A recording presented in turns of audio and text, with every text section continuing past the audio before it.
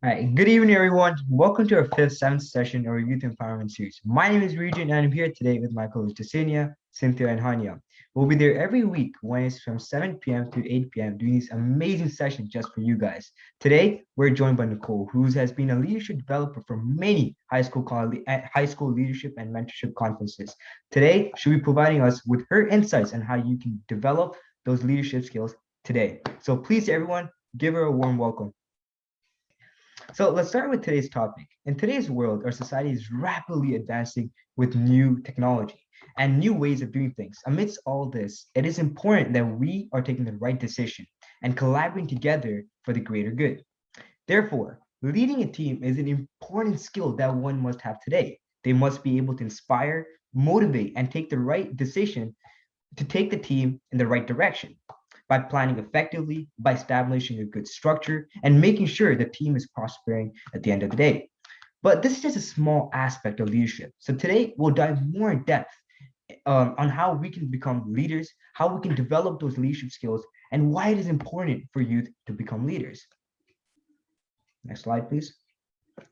But before we start, I would like to ask a question to our audience. What does it mean to be a leader?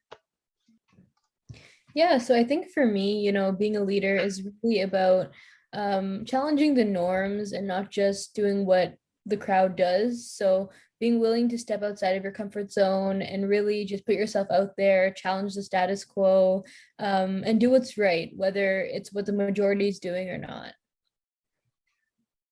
And I also think that being a leader means that you can make quick and sound decisions and you're able to influence the people that are around you. And I think a good leader should be able to inspire people around you as well. Yeah, I totally agree with that. I think leadership is mainly about empowering others with kind of an aim of having a bigger goal, having a vision and trying and putting people together to recreate that vision. I think leaders tend to possess a kind of social power. And I think their main goal and what it is to be a true leader is to ultimately inspire others to do their best for the sake of this greater vision that they're all united on. I agree. I think leadership is about being innovative, coming up with something new, not always following what the crowd is doing, and always be creative. Yeah, I mean, I totally agree with everything that you guys mentioned here today. So let's start with a quick YouTube video of how youth explain what it means to be a leader, what for them, leader means, right? So we all said something, but what do you think other youth, would have to say about this as well? So let's take a quick peek at what they have to say.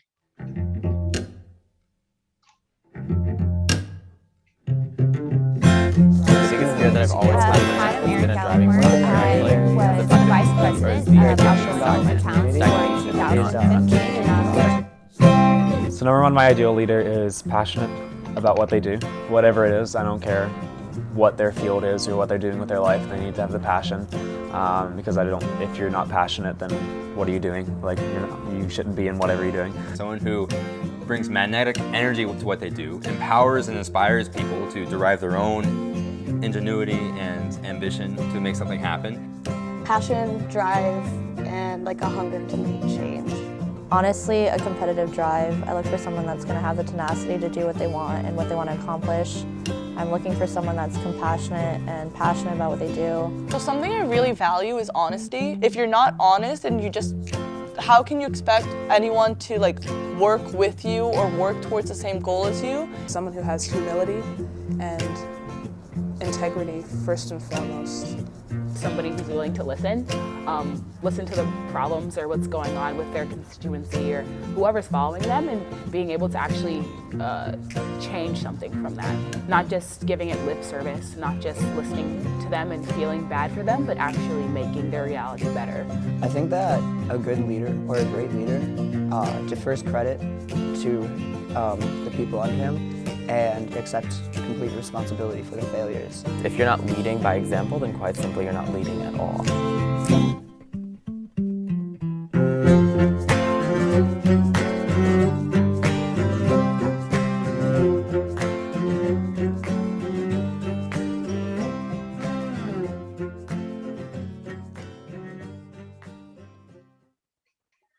So I hope you guys agree with some of the comments that were made. It shows what a leader is and what defines them, some of the work they do. So to begin this session, I would like to start with a quick quote. So next slide, please. So the quote is, an army of sheep led by a lion is better than an army of lions led by a sheep. So what do you guys think of this? What do you guys think it means? So I think basically like the gist of this quote would really be that like for example, an army of sheep, so someone who's in like a lesser power, a lesser position of power, for example, being led by a lion, so someone that's in like a greater power position of power and has more, for example, dominance, or they have more leadership qualities. That's better than having an army of lions led by a sheep. So a sheep in this case would be like figurative, for example, for someone who's more of a weak leader, doesn't have those strong communication skills, teamwork skills to really step up to the plate and like deliver and be a good role model, basically. Yeah, I totally agree with that. I think as she mentioned, like sheep tend to be more submissive. They're lower on the hierarchical structure of the animal kingdom, obviously, and the lion tends to be at the top. And I think in this case, the lion would be better suited for adopting a leadership role rather than having, kind of different animals, having someone that is ultimately more powerful to lead the sheep. And I think it's a really great quote. It kind of symbolizes what it means to be a leader and what it means to have followers as a leader. And I think it also shows that there's this kind of responsibility that you need to have. It's a little ironic, I guess, but the lion would otherwise eat the sheep, but the fact that they would be leading them, I think it goes to show the kind of responsibility that leaders have. They're supposed to protect their followers. They're supposed to protect their team members. And given that this quote doesn't mention anything about the lion eating the sheep, I think it's also really symbolic of that aspect of leadership. And like also in the, as Jessenia mentioned, like in the animal kingdom and the hierarchy and everything like that, the sheep will tend to listen to the lions, whereas, if the sheep was leading the lions, they're probably either going to ignore them or eat them. So I think that's a pretty good quote. And we also have a couple of comments from the chat as well that first about teamwork leadership is taking responsibility for his or her team's actions if something goes wrong. So that's also important too, because obviously there will be times where, you do encounter a challenge or a failure, and a good leader is someone that even in those times of hardship, they still are a motivating force for their team, and help them see the bright side. Of course, everyone will be a little bit, spirits won't be as high as before, but a good leader is always someone that constantly encourages and teaches them to learn from their mistakes and to grow.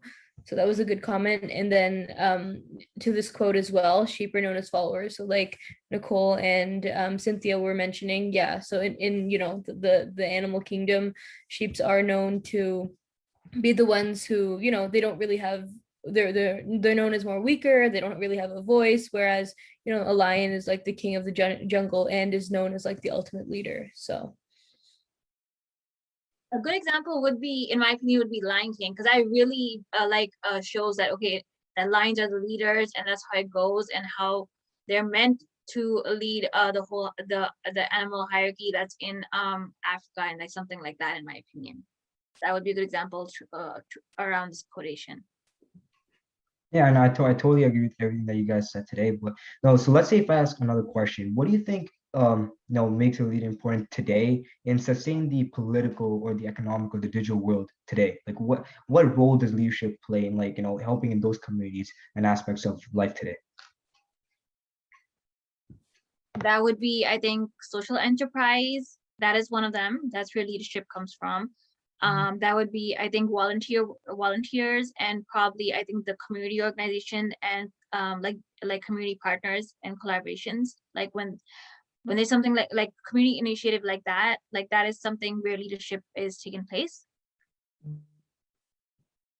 I think what I believe the necessity of being a leader within modern day society is, I don't think personally, I don't think you can go in the right direction or progress without somebody leading the way. And I think that's really necessary in society, from all aspects of society, not only in one sector, but rather the entire society as a collective whole. I think it's really important to have leaders who will take the next step, and the rest of the population will eventually follow. So I honestly don't think you can evoke change without leaders. And I think given that society is constantly changing and it's better for us to continuously progress, I definitely think that that's kind of the necessity of having leaders within modern day society. I totally agree with that. Next slide. Yeah, so let's talk about today's agenda. So the first and foremost, we'll talk about the different types of leadership. What kind of leadership are there today? What it means to be a leader, some of the significance, some ways we as youth can develop some of those leadership skills, and then just to talk about some of the theory. There would be a quick discussion on a theory called the Great Man Theory, and I believe this is really important and really putting what it means to be a leader into perspective from different people across time and across history. And then, from our previous session, we noticed, there are a lot of questions for our guest speakers. So we have a separate Q&A sessions so that you can, our audience can ask direct questions with the guest speaker today or Nicole. So, if there are any other questions throughout this session, feel free to type that in the chat, and then, we'll be happy to respond to that. But if there are any direct questions that you have to ask, then we have a separate Q&A session for that. And then at the end, we have a quick summary, and then there will be a small activity. So please, make sure to stay for that. It's going to be really a lot of fun. Yeah, so like I said, some of the leadership that include is democratic, autocratic, and strategic leadership. So democratic leadership would be like a leader who makes choices based on what everyone says in the group.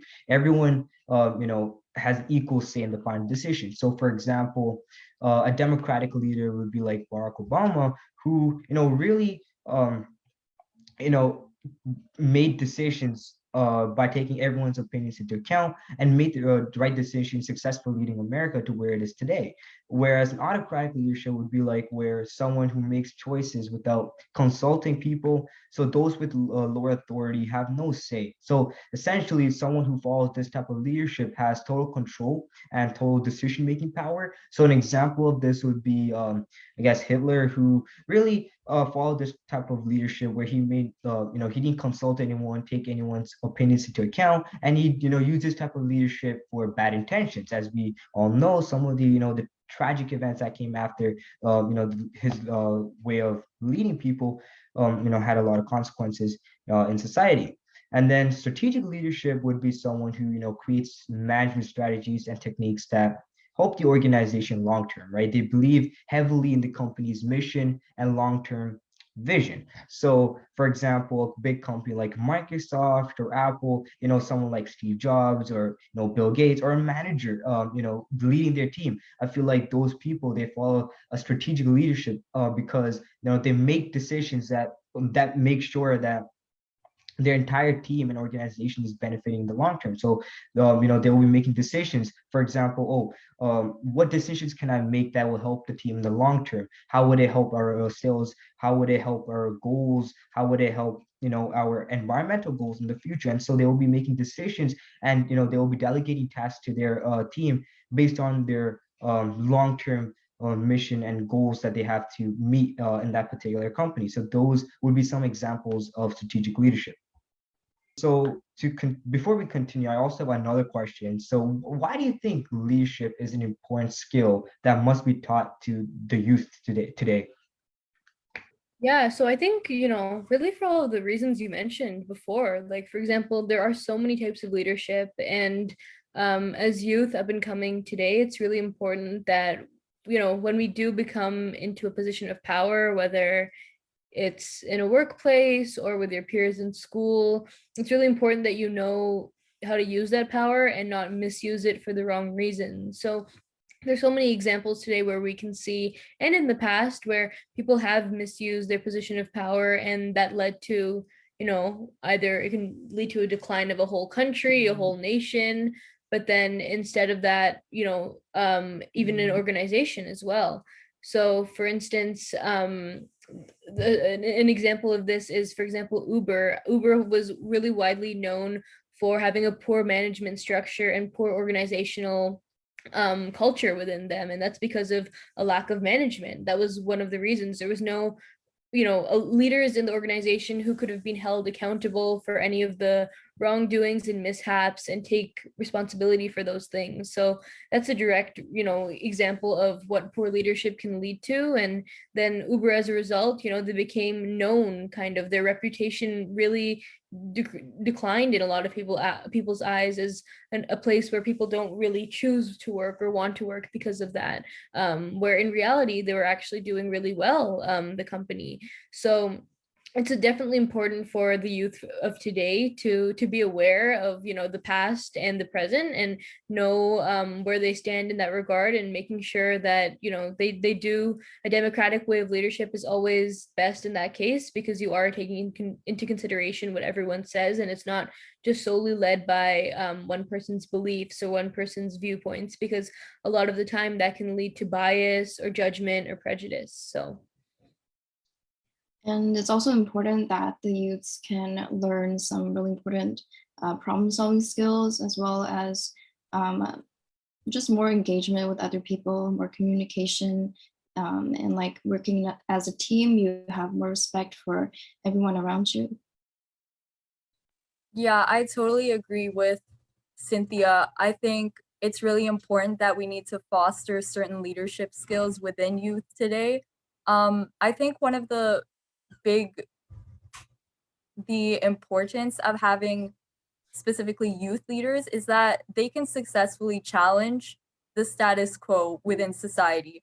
Like, even when communities around the globe are in need of change, there's this certain status quo which is present in multiple different ways within society.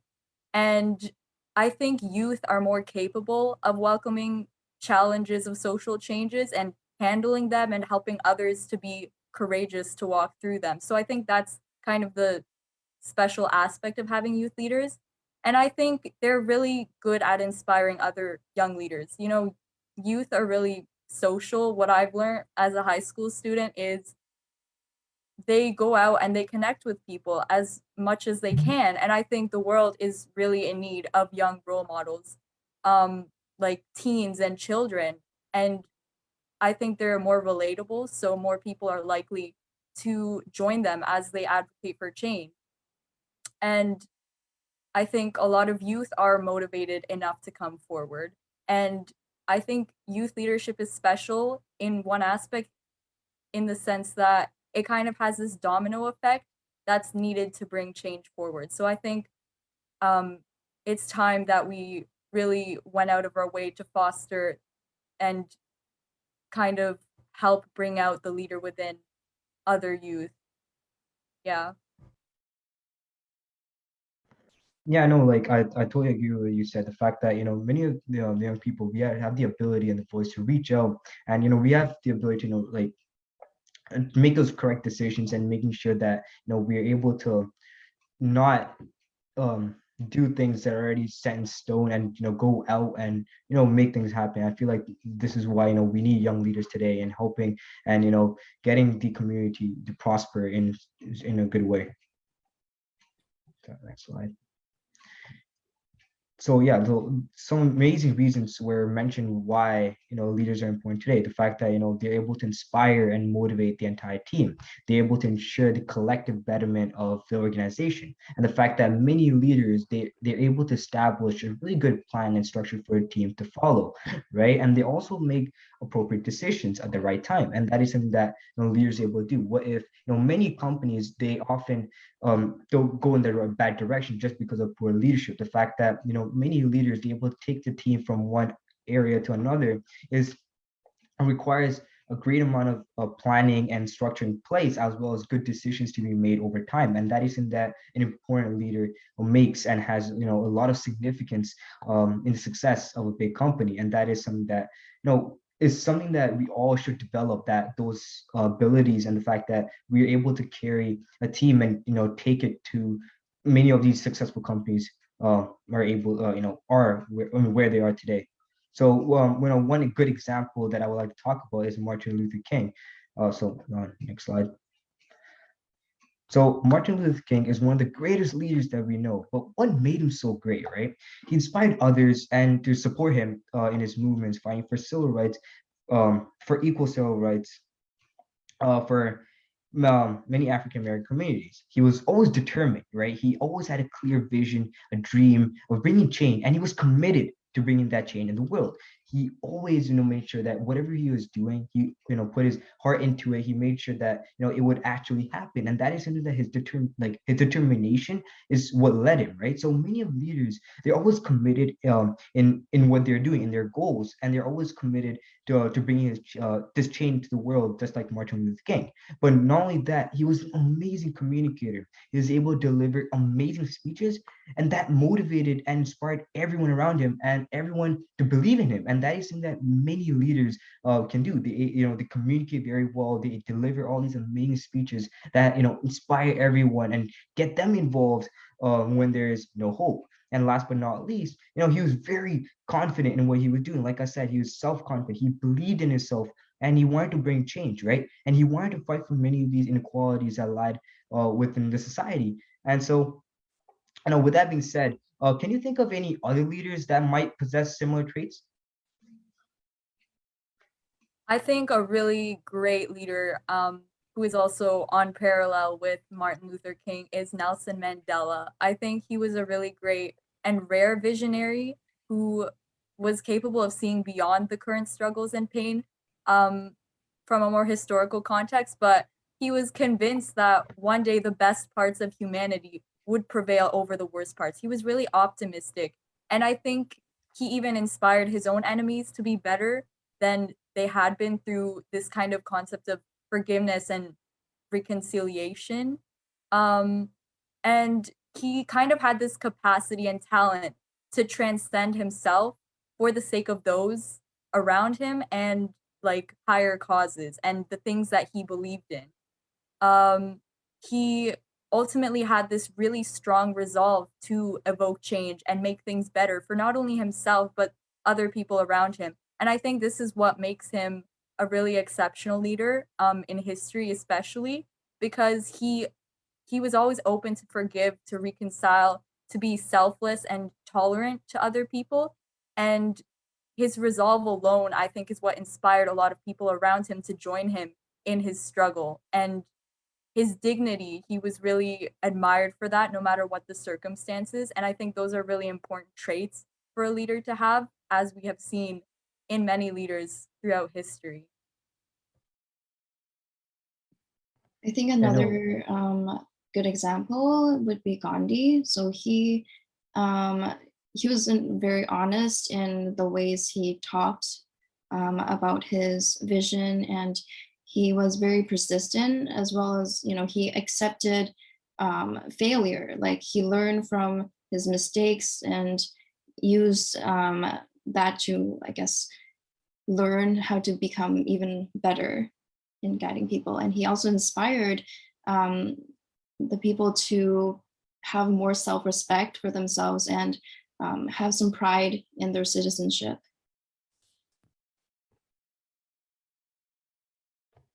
I definitely agree with both of you guys. Those are both great examples of leaders. I think someone else would be Abraham Lincoln. He's known as like an American hero and all, but I think he was a lot more than that. He kind of brought upon this new era in world history, and that, for that matter, because he believed in human civilization based on things such as freedom and self-government and equity. And those are all things that he believed in, and how he helped to free the slaves and end that era in America's history, which obviously was a very dark time, and there's so much negative associated with that. So I think really the embodiment of a good leader is someone who cares for the greater good and doesn't and puts the people's interest above their own. And I think he's a great example of someone like that. You know, those are amazing leaders, right? They possess very similar traits, like Martin Luther King, and that is what really makes them so like successful in what they were doing, right? They were able to change a lot of things in history and really help the society get to where it is today. So, next slide, please. Yeah, so some key traits like we mentioned, right? Many of these leaders, they're able to motivate everyone. They're able to overcome many obstacles. They have a variety of skills.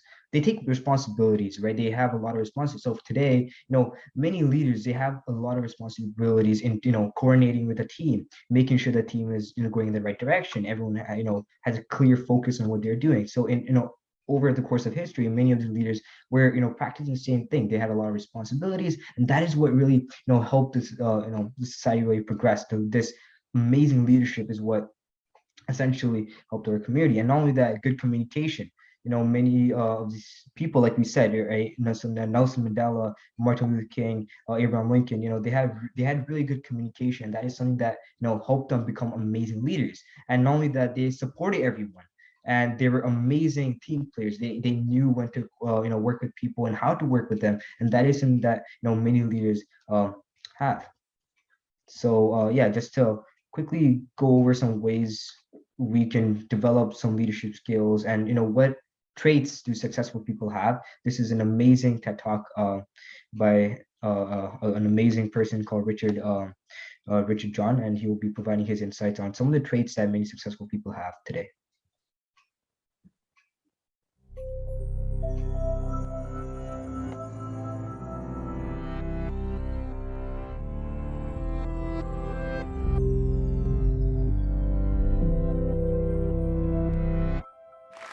Now, my subject is success, so people sometimes call me a motivational speaker. But I want you to know right up front, I'm not a motivational speaker. I couldn't pass the height requirement. And I couldn't motivate anybody. My employees actually call me a demotivational speaker.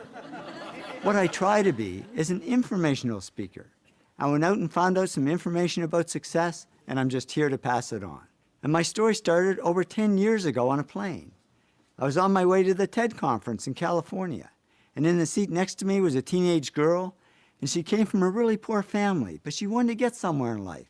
And as I tapped away on my computer, she kept asking me questions. Then out of the blue, she asked, "Are you successful?"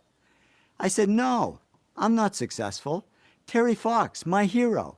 Now there's a big success. He lost a leg to cancer, then ran thousands of miles and raised millions for cancer research." Or Bill Gates. Guy who owns his own plane, doesn't have to sit next to some kid asking him questions. But then I told her about some of the stuff I'd done. I love communications, and I've won lots of awards in marketing. I love running, and I still sometimes win my age group, old farts over 60. My fastest marathon is 2 hours and 43 minutes to run the 26 miles or 42 kilometers. I've run over 50 marathons on all 7 continents. This was a run my wife and I did up the Inca Trail to Machu Picchu in Peru. And to qualify for the 7 continents, we had to run a marathon in Antarctica. But when we got there, it didn't look nice and calm like this. It looked like this. The waves were so high we couldn't get to shore. So we sailed 200 miles further south to where the seas were calm and ran the entire 26-mile marathon on the boat. 422 laps around the deck of that little boat. My wife and I have also climbed 2 of the world's 7 summits, the highest mountains on each continent.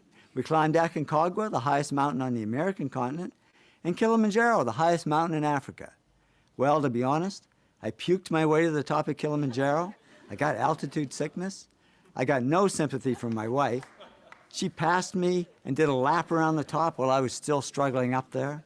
In spite of that, we're still together and have been for over 35 years. I'd say that's a success these days. So I said to the girl, "Well, I guess I have had some success." And then she said, "Okay, so are you a millionaire?" Now, I didn't know what to say, because when I grew up, it was bad manners to talk about money. But I figured I'd better be honest, and I said, yeah, I'm a millionaire, but I don't know how it happened. I never went after the money, and it's not that important to me. She said, maybe not to you, but it is to me. I don't want to be poor all my life. I want to get somewhere, but it's never going to happen. I said, well, why not? She said, well, you know, I'm not very smart. I'm not doing great in school. I said, so what? I'm not smart. I barely passed high school. I had absolutely nothing going for me. I was never voted most popular or most likely to succeed. I started a whole new category, most likely to fail. But in the end, I did okay. So if I can do it, you can do it.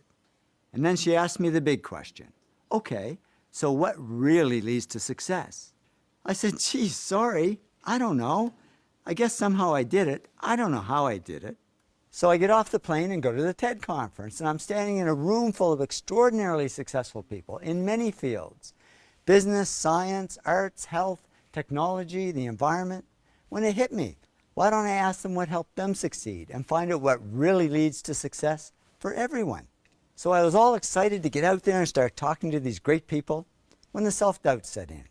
I mean, why would people want to talk to me? I'm not a famous journalist. I'm not even a journalist. So I was ready to stop the project before it even began, when who comes walking towards me but Ben Cohen, famous co-founder of Ben & Jerry's Ice Cream. I figured it was now or never. I pushed through the self-doubt, jumped out in front of him and said, Ben, I'm working on this project. I don't even know what to ask you, but can you tell me what helped you succeed? He said, yeah, sure, come on, let's go for a coffee. And over coffee and ice cream, Ben told me his story. Now here we are over 10 years later, and I've interviewed over 500 successful people face-to-face and collected thousands of other success stories. I wanted to find the common factors for success in all fields, so I had to interview people in careers ranging from A to Z. These are just the careers I interviewed beginning with the letter A, and in most cases more than one person. I interviewed 6 successful accountants, 5 corporate auditors, 5 astronauts who had been into space, 4 actors who had won the Academy Award for Best Actor, 3 of the world's top astrophysicists, 6 of the world's leading architects, and, oh yeah, 4 Nobel Prize winners. Yeah, I know, it doesn't start with A, but it's kind of cool. And I want to say a sincere thanks to all the great people that I've interviewed over the years. This really is their story. I'm just the messenger. The really big job was taking all the interviews and analyzing them word by word, line by line, and sorting them into all the factors that people said helped them succeed. And then you start to see the big factors that are common to most people's success. Altogether, I analyzed and sorted millions of words. Do you know how much work that is? It's all I do, day and night, sort and analyze. I'll tell you, if I ever get my hands on that kid on the plane, actually, if I do, I'll thank her, because I've never had so much fun and met so many interesting people. And now I can answer her question. I discovered the 8 traits successful people have in common, or the 8 to be great. Love what you do. Work really hard. Focus on one thing, not everything. Keep pushing yourself. Come up with good ideas. Keep improving yourself in what you do. Serve others something of value, because success isn't just about me, me, me. And persist, because there's no overnight success. Why did I pick these? Because when I added up all the comments in my interviews, more people said those 8 things helped them than anything else. The 8 traits are really the heart of success, the foundation. And then on top, we build the specific skills that we need for our particular field or career. Technical skills, analytical skills, people skills, creative skills, lots of other skills we can add on top depending on our field. But no matter what field we're in, these 8 traits will be at the heart of our success.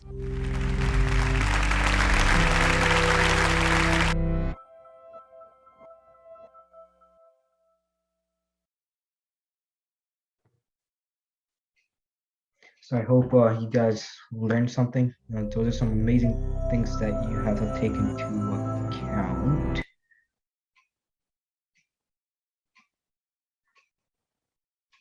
There it is. Okay. Yeah. So let's move on to our guest speaker for today, right? So like I said, Nicole, she has been a leadership developer for multiple leadership and mentorship conferences that invite young people to become the leaders of tomorrow. Her leadership qualities have made many of these events highly successful. So I guess we can move on to our Q&A session, talk about some of those questions that you guys have stored up for Nicole. Amazing. So let's begin. Thanks so much again, Nicole, for coming today and spending some time with us. I guess our first question that I'd like to ask you is, what really inspired you to participate in leadership conferences, and how does it make you feel that you are leading a team and helping the community at the same time? Okay, so hi everyone, my name is Nicole. Okay, well, my story begins with having been touched by other leaders, having had them affect me and having had them impact me, especially in the very beginning of high school. I think leaders are more impactful when they meet you at a certain point in your life, when you're starting a new chapter in your life, for example. So, kind of my story is that um, coming into grade 9, I'm a recent high school graduate. So, coming into grade 9, I think everyone experiences this kind of feeling of frustration and anxiety and fear. You don't really know what you're getting into.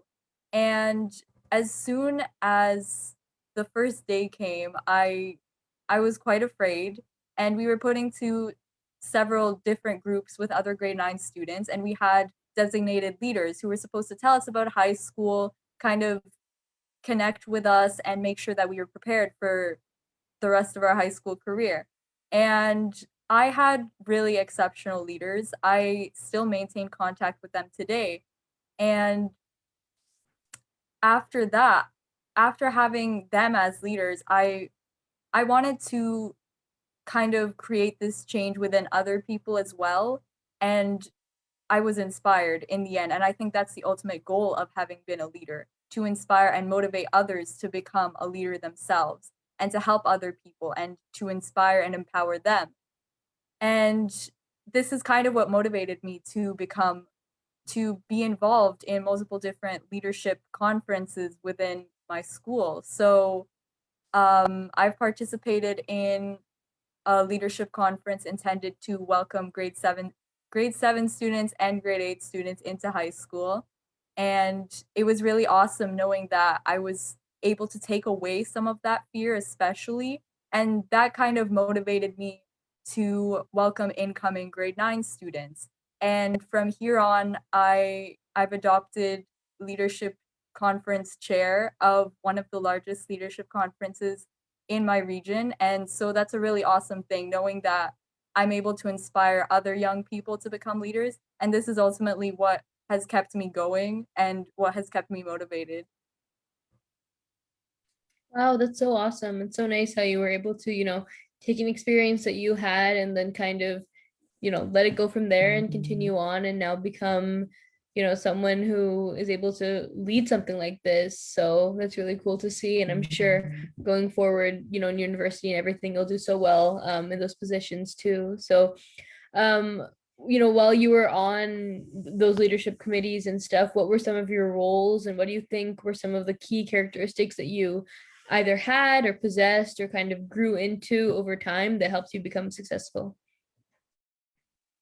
Well, as I mentioned before, two of my roles were kind of meant to bridge the gap between middle school and high school. I think that's a really big step that everyone takes while they're growing up. And so, what my role kind of was to act as a mentor to them, to grade 7s and 8s and incoming grade 9s, act as a mentor to them and kind of show them that they're really not alone. Kind of um, really show them that there's a community willing to welcome them. And I think that's a really large part of being a leader. And um, my my greatest role that I've enjoyed a lot is being chair of a leadership conference for high school students. It's been really empowering knowing that I'm able to bring out the leader within high school students. I think they're the easiest to kind of motivate to create change. And this is something that I've taken pride in a lot. So those have been some of my roles all throughout high school. And I'm really excited to continue inspiring others to become leaders in university as well. Amazing. Thanks so much for sharing.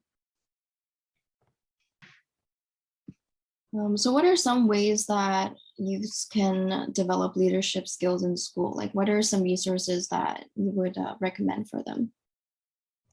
Well, honestly, I think it comes down to kind of risk taking and pushing yourself to go out of your comfort zone to kind of get involved. I know a lot of people tend to be intimidated.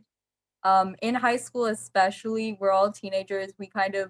We're afraid of judgment. We're afraid of meeting new people. But at the same time, I think this is something that every student, not only high school student, but every person as well, should really strive to do. Um, I think kind of putting yourself out there and getting involved in extracurriculars especially was how I managed to push myself to become a leader and kind of exhibit those kind of qualities and learn from other great leaders. I think another thing that I advise all students to do is kind of try to connect with as many people as you can, make as many friends as you can with different kinds of people. I think that's a really big thing that I learned throughout high school. It helps you understand the perspectives and kind of personalities of different people, and you're able to kind of develop this broader scope of what it means to be a leader, what it means to be a person and a member of society itself. So I think really connecting with other people who you haven't really talked to as much or don't really know what they're like, I think that's a really big thing that everyone should do within high school and all throughout their life. And I think that's something that has helped me personally become a better leader. Sure. I really liked how you touched on that. I think, you know, I'm in second year now, just finished second year of university, and I think if like going back now, if I could, you know, go back to my high school self and tell them something, is definitely making friends and being around and being open-minded to a variety of different people. Because if you do limit, you know, yourself to only your friend group or so a certain group of individuals, you'll really miss out on so much other stuff and other perspectives that you wouldn't have known before. So I think that's really important. And also, as you mentioned, the whole judgment thing, like teenagers can definitely be one of the most judgmental people out there, but um you know what, more often than not, I'm sure there's at least a few people in the room thinking the same thing as you, but they're just too afraid to come out and say it. So um having that courage to begin with, it's a process. It takes time, especially when you're in grade 9 and 10 and you see these older students, but it's definitely a skill and something that you keep on continuing to learn and grow as you develop. So thanks for sharing. I have a question. What are some of the resources that I could look at to become a better leader? Well, I don't know if I honestly, I think the best kind of resources would be extracurriculars themselves and really connecting with people who you look up to. I think those are kind of real, like literal resources that you can use. I think for looking up towards the people that you find to be good leaders and kind of pinpointing what makes them really good leaders is something that I've done and that has helped me become a better leader, kind of finding out which qualities they exhibit that make you inspired, that motivate others. And extracurriculars as well, like getting involved ultimately puts you out of your comfort zone. You're forced to meet new people, you're forced to connect with new people. So I think those are the two greatest resources that I would recommend to everyone looking to become a better leader. That's relatable because I love being in extracurricular activities. Like that's why I'm still involved around community like engagement and all of these things a lot, because it's like when you're out there in the extracurriculum, you get more than just like having like the academic portion of school or like part of college or anywhere. Like it actually gets you to network and all of these things too. So I agree that that's definitely a big one. Yeah, totally. I agree with you too. Yeah, no, like I agree with everyone here because like I remember my first year of high school, I was like afraid to put my hand up for like every single like question that teacher would ask. And then like, I remember one of the key things that helped me become more confident in what I was saying and participate more was just being more involved in school, like more clubs, more sport teams. I feel like those small clubs allowed me to build those like key skills that allows you to be more confident, build the network that you need to just become more confident and be yourself is something that I find is really important when you're, just starting off trying to, improve those skills to become a leader. So those are some important aspects. Yeah, so I have the theory. It's called the Great Man Theory. Now, this theory essentially, says that leaders are born, and all leaders share the exact same traits. Now, to a certain extent, it may be true just because there are some things that you can't be taught. For example, initiative, enthusiasm. Some of the traits really, according to this theory, says that you can't really teach them. But at the same time, in the previous sessions we talked about choices. It's all about choices. What you do, what how you act, how you choose to improve on them. It's all about. It's really the key here, right? How you take the step, how you step out of your comfort zone, how you teach yourself those skills that a leader needs. For example, becoming a team player. Now, there are many small tasks and group or organizations you can join, tech conferences, clubs, like I mentioned. Those allow you to improve those key skills. It allows you to push yourself outside your comfort zone. And once again, it's those choices that, essentially go against this type of theory. So there are a couple of things that, we can take away from this theory. And so we can go to the next slide, please. Yeah, so I think, Rijin, as you were mentioning before, like the theory, whether they're born or whether it can be developed, it's definitely something that's really relevant. And sure, I guess there is an argument for both sides of it, but regardless, whether someone thinks they're a naturally born leader or thinks that they have to, try a little bit harder to develop some of those skills, really the path to leadership starts young. And as soon as you can begin, either as a parent, in involving your children in some kind of activities where they can work in a team, or even individual things where they're able to gain some leadership skills and learn how to take that initiative and take control of a little bit of decisions and things like that. That's super important. So, for example, building communication abilities, and again, as you mentioned, the extracurricular activities is probably the best way that students can do that. But there's a variety of other things as well, such as boot camps and leadership camps where you can send your kids during the summer, especially, where they can learn some of those skills, and they teach them things such as public speaking and oral and written communication, and so many of those things that are so important in today's society. And then again, becoming involved in sports, for example, it's something that's not only fun for children and also good exercise, but it really does teach you those leadership skills. You face successes, failures as a team, and you learn how to pick yourself up after encountering hardships. And that's also something important. And I think another thing that's super important too is understanding that the other side of being a good leader is also being a good listener and being able to really take for example, if it's advice or some kind of feedback from someone, and then implementing it into your leadership strategy or into some type of initiative. So it's really important not only to be the ones who's managing stuff or delegating stuff, but to also be listening and always be willing to take that feedback and moving forward. And then I think, as Nicole mentioned as well, is being a risk taker.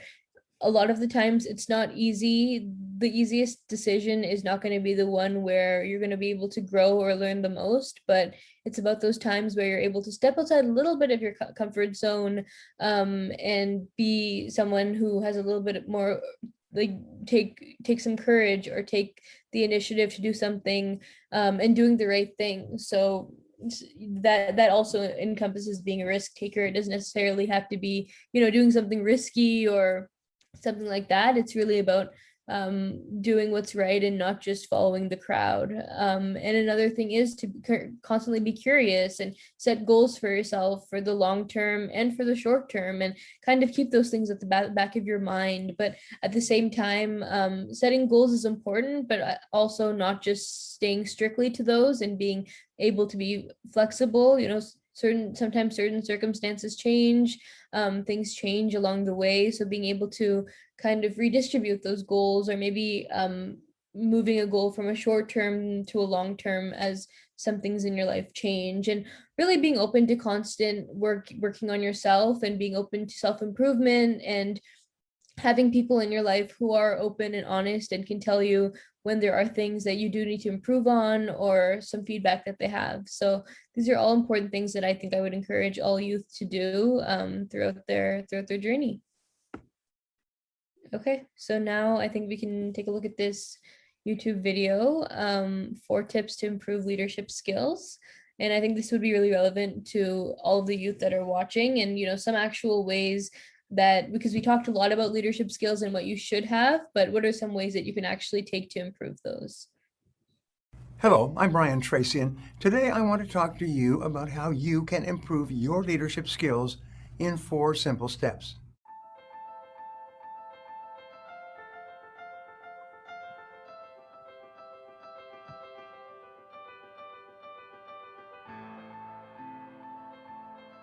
Leaders never stop growing and developing. They have the capacity to keep themselves from falling into a comfort zone, the great danger area of success, and they are lifelong students. All leadership qualities can be learned. The hard part is identifying the qualities that you must learn to succeed as an effective leader. Follow these steps today to find out how to improve your leadership skills. First, you must always learn and improve. Never be satisfied. A key to developing leadership qualities is to read, study, and take courses. All leaders are readers. Even though they are swamped with work, they never stop reading business books and magazines, attending conferences, getting into discussions, and learning what is going on. Next, identify what leadership qualities you might be missing and learn them. Can you identify any qualities of effective leadership that you may be missing? It may be a hard thing to do, but the great thing about doing this is that when you know what qualities you are missing, you can work to improve these things about yourself. People will be born with certain leadership qualities, but missing others. Most great leaders became great because they identified the leadership qualities that they were missing and then deliberately set out to acquire those skills.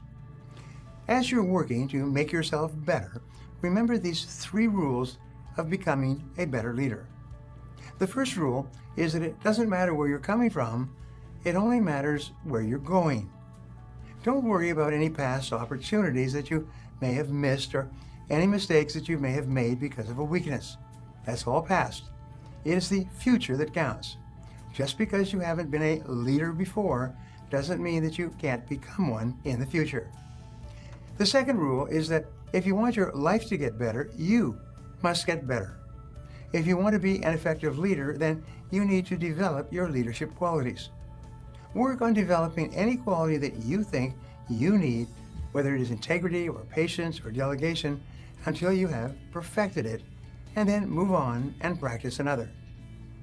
The third rule is that you can learn anything that you want to learn. You can become anything that you want to become.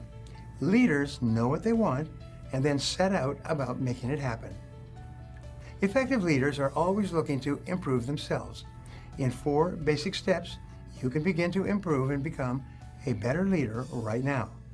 First, do more of certain things. Do more of those things that are of greater value to you and more important to achieving results as a leader. Resolve today to do more reading or to work on improving on the leadership qualities you may be missing. Second is do less of certain things. At the same time, you must deliberately decide to reduce the amount of time you spend on certain activities that impede your success as a leader or that don't help you move ahead faster. Third, start to do those things that you aren't doing today and that you need to be doing for the future. What are the skills and competencies or knowledge that you need in order to become a better leader? Identify them and then write them down. How can you go about learning these qualities? And fourth, stop doing certain things altogether. There may be many activities that are no longer relevant to your goals as a leader. Step back and evaluate all of your activities from the perspectives of what you are trying to achieve. you may find that what was once important is no longer important at all and should no longer take up any of your time. Before we wrap up, I'd like to leave you with a thought to share with your friends and followers. Leadership is more who you are than what you do. Now, I'd love to hear from you, so my question today is this. What is one of your leadership weaknesses or blind spots that you can improve on? Leave a comment below, and I'll be sure to follow up with you. Thanks for watching, and remember, if you want to change your future, take action, and take action now. If you enjoyed this video and feel it So guys, please take action now. That's one of the key things that's really important to become a leader. Remember, take action. Yeah, so to continue, something that's really important to become a leader is the ability to always self-improve. And that's, majority of leaders, they always practice and engage in self-care. They take steps that ensure that they're taking care of the team, but at the same time they're taking care of themselves. They're always improving those skills. They are always practicing gratitude, which is important thing that all leaders do. They practice self-awareness. All the steps and actions they take ensure that there's they take surroundings into account. They take actions that are appropriate at the right time. They take risks, like we mentioned. It's important to take risks at all times. Step out of your comfort zone, take those risks that allow you to maybe encounter a new learning opportunity, and this allows you to become a better person in general. And reflect on your choices. If you made a poor choice as a leader, reflect on them. What can you do next time? Okay, today, let's say you failed, but what can you do tomorrow to improve on that? How can you make better choices over time? How can you improve them? It's also an important skill that all leaders tend to do. They also have a to-do list. They always make sure, I complete tasks one by one, making sure that all the tasks are done at the right time. They're done effectively, they're done properly. So those are some key things that all leaders do, just always self-improve and just become better leaders over time. Speak. Gratitude. While gratitude may sound like another self-improvement trend preached by people who use hashtags, what we currently know about it is based on a body of scientific work and studies. We'll include them in the description. Gratitude can mean very different things to different people in different contexts. It's a character trait, a feeling, a virtue, and a behavior. You can feel grateful towards someone who did something for you, for random events like the weather, or even for nature or fate. And it's wired into our biology. How gratitude connects us to each other. The predecessor of gratitude is probably reciprocity. It likely evolved as a biological signal that motivates animals to exchange things for their mutual benefit and can be found in the animal kingdom among certain fish, birds, or mammals, but especially in primates. When your brain recognizes that someone's done something nice for you, it reacts with gratitude to motivate you to repay them. This gratitude makes you care about others, and others care about you. This was important because as human brains got better at reading emotions, selfish individuals were identified and shunned. It became an evolutionary advantage to play well with others and build lasting relationships. For example, if you were hungry and someone else showed you where to find tasty berries, you felt gratitude towards them and a bond to return the favor in the future. A drive to be pro-social. When you repaid them, they felt gratitude towards you. This brought your ancestors closer together and forged bonds and friendships. So early forms of gratitude were biological mechanisms that modified your behavior towards cooperation, which helped humans to dominate Earth. But over time, gratitude became more than just an impulse to play fair. The consequences of gratitude. Scientists found that gratitude stimulates the pathways in your brain involved in feelings of reward, forming social bonds, and interpreting others' intentions. It also makes it easier to save and retrieve positive memories. Even more, gratitude directly counteracts negative feelings and traits like envy and social comparison, narcissism, cynicism, and materialism. As a consequence, people who are grateful no matter what for tend Sorry. to speak. Okay, thank you. cynicism, and materialism. As a consequence, people who are grateful no matter what for tend to be happier and more satisfied. They have better relationships, an easier time making friends. They sleep better, tend to suffer less from depression, addiction, and burnout, and are better at dealing with traumatic events. In a way, gratitude makes it less likely that you'll fall into one of the psychological traps modern life has set for you. For example, gratitude measurably counters the tendency to forget and downplay positive events. If you work long and hard for something, actually getting it can feel daft and empty. You can find yourself emotionally back where you started and try to achieve the next biggest thing, looking for that satisfaction instead of being satisfied with yourself. Or imagine being lonely and wanting to have more friends. You actually might have someone or even multiple people who want to hang out, but you might feel that this is not enough, that you're a loser and feel bad about yourself. So you might turn down their attempts to hang out and become more lonely. If you feel grateful for your relationships instead, you might accept invitations or even take the initiative. The more often you risk opening up, the higher the chance of solidifying relationships and meeting new people. In the best case, gratitude can trigger a feedback loop. Positive feelings lead to more pro-social behavior, which leads to more positive social experience.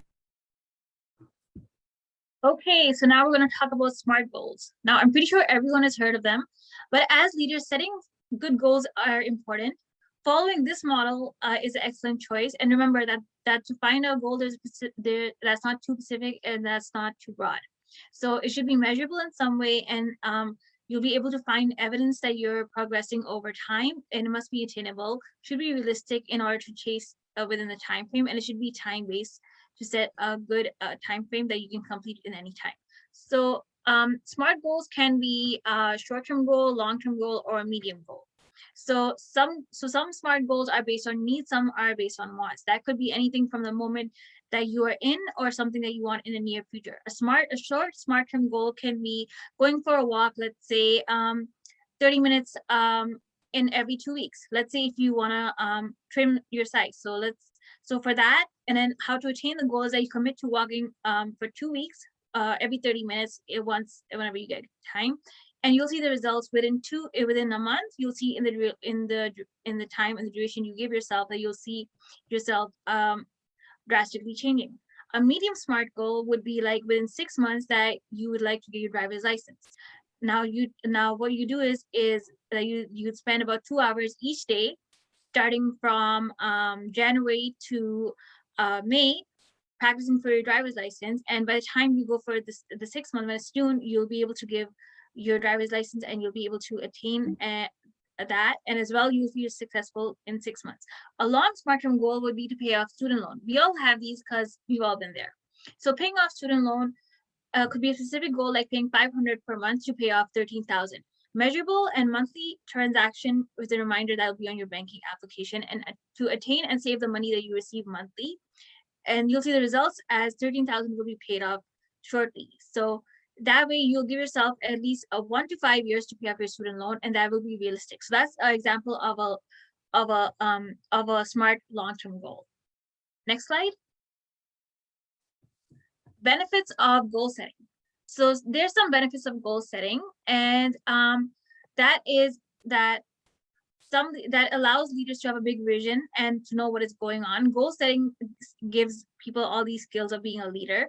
So when you have a SMART goal, you are focused and motivated to achieving your goal. For example, trimming size, saving money for a house. Personal satisfaction is once you have achieved your SMART goal, you don't feel tense or nervous about achieving the goal that is done, and you feel satisfied. Decision making is because you're more independent towards making your own decisions. Sorry, I don't know why I'm not pronouncing like I usually do.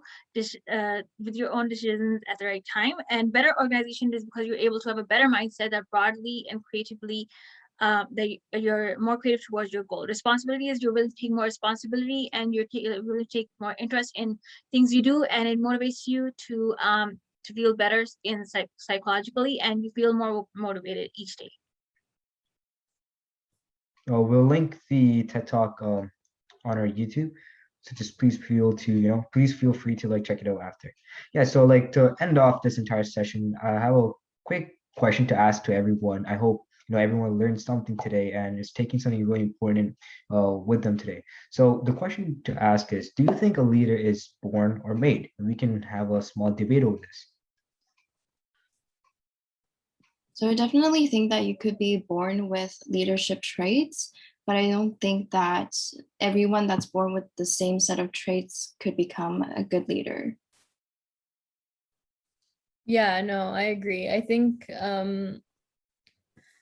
that I guess I would lean more towards that a leader is made, just for the fact that a lot of things you develop because of your experiences and the people you interact with. And you can't really say that it's a biological trait to be a leader. Sure, some people may be more inclined, just like we have people that are more extroverted or introverted, but I don't think that I do think that all of the traits that you mentioned throughout this presentation, like decision making, taking risks, initiative, communication, are all things that can be taught and can be learned based on your experiences.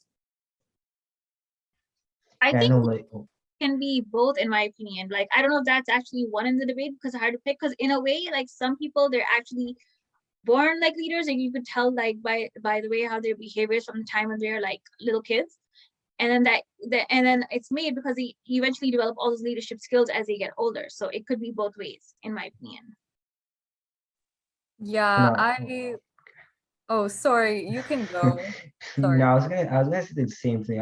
For me, I think that a leader is made, just the fact that, it's all, once again, it's the choices you make, right? Those choices allow you to, encounter new opportunities, you gain new experiences by making new choices. And I feel like those choices what makes you just a better person and get those key skills that a leader would need. And so for that reason, I feel like, just based on experiences, I would say the leader is made. Yeah, I totally agree with Rijin. I think I lean towards the side of a leader is made, especially because, as we heard in one of the previous videos, they mentioned how it's really important for you to pinpoint which qualities a really good leader exhibits and to use those qualities and kind of adopt those qualities to make yourself a better leader. And so, in that sense, I really do think that a leader tends to be made. You're kind of shaped by all of your experiences, and I don't necessarily think that leadership is an innate trait that you're born with. Sure, some people can be better leaders from younger ages, but I think it ultimately comes down to how you use your qualities and what qualities you strive to exhibit in your lifetime. So, yeah. All right. To the next slide. So thank you, everyone. Thank you, Nicole. This session was very informative, and I'm sure our audience has benefited from this. Once again, we would like to extend a sincere gratitude for coming today and sharing your time with Youth for Change. Thank you very much. Thanks, Nicole. We really appreciate it. Thank you so much for having me. Thank you. Yeah, thank you. Great points. I loved it. It was very informative. Yeah. Thank you. You guys had really great ideas too. Thanks. So just thanks again for coming, and thank you all for tuning in to today's session. We really appreciate it, and we hope that especially all the youth that were here today, that you take away something with you, whether it's, some of the traits that good leaders have, and what are some of the steps that you can really take to become one for your future, because it is a skill that no matter what you want to pursue, no matter where you go in life, being a leader is super important, and being able to deal with teams and any conflict and hardship, that's all part of it as well. So thank you once again to all the panelists, and of course to Nicole. And I just to introduce next week's session, we will be having a session on human rights with another lovely guest speaker. So please do tune in, especially for the youth, so you are more aware of some of your human rights, and know, what are some of the things that you're allowed to do and some of the things that you can't really do as a youth. So it'll definitely be informative.